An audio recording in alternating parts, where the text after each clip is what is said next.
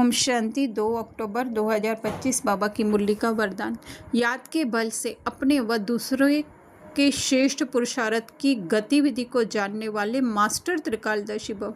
जैसे साइंस वाले पृथ्वी से स्पेस में जाने वालों की हर गतिविधि को जान सकते हैं, ऐसे आप त्रिकालदर्शी बच्चे साइलेंस अर्थात याद के बल से अपने व दूसरों के श्रेष्ठ पुरुषार्थ व स्थिति की गतिविधि को स्पष्ट जान सकते हो। दिव्य बुद्धि बनने से, याद के शुद्ध संकल्प में स्थित होने से त्रिकालदर्शी भव का वरदान प्राप्त हो जाता है और नए नए प्लान प्रैक्टिकल में लाने के लिए स्वतः इमर्ज होते हैं।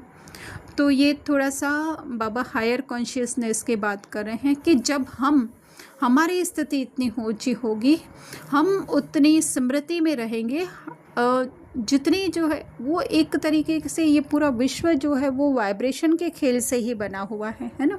तो जिसकी जितनी वाइब्रेशन ऊंच होती है, अर्थात कि देह से जितना जितना जो डिटैच होता है, जिसको ही बाबा ने कहा है स्पेस में जाने का, है ना। तो स्पेस में जाते हैं तो क्या होता है, उनका पृथ्वी पर जो है उसकी गतिविधि को सब जान सकते हैं, है ना। उधर ऊपर जाने से जो है, तो ऐसे ही जो है वो साइलेंस की स्थिति में जब हम ऊपर जाते हैं, ऊपर कोई स्थूल रीति से ऊपर जाना नहीं, पर हमारी स्मृति जो है ऊपर रहती है अर्थात जैसे पहले भी कहा कि शरीर से डिटैच रहती है।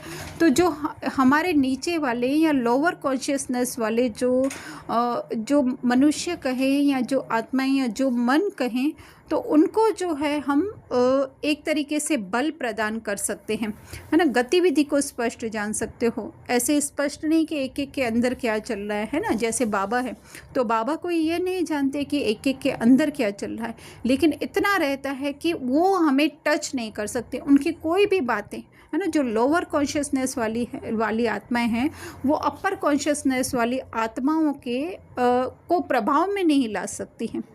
तो उसी को ही बाबा ने कहा कि दिव्य बुद्धि बनने से, मतलब हमारी स्थिति इतनी ऊंच होने से, शुद्ध संकल्प में अर्थात आत्मिक संकल्प में स्थित होने से तीनों कालों अर्थात कि इन काल से दूर चले जाते हैं। तीनों कालों से दूर जाना ही जो है वो त्रिकालदर्शी बनना है।